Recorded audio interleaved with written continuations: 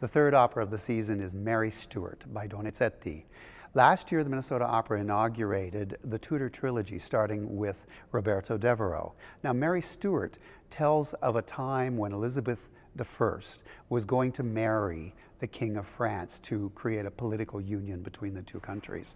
However, Mary Stuart was causing a lot of trouble as both queens were vying to become the one legitimate Queen of England. So it's a very beautifully intriguing opera. Mary Stuart and Elizabeth battle back and forth, and they finally meet in a fiery confrontation. Of course, Mary Stuart doesn't have the upper hand. She's imprisoned by Elizabeth I and ultimately is executed. It's a fabulous opera full of beautiful melodies and fireworks for both sopranos. Elizabeth I is played by Brenda Harris, who was so memorable last year in Roberto Devereux, and Mary Stuart is played by Judith Howarth, who you may recall was Marguerite in Faust a few years ago. This production is directed once again by Kevin Newberry, and Ann Manson, who conducted our production of The Adventures of Pinocchio a few years ago, returns to conduct this masterpiece.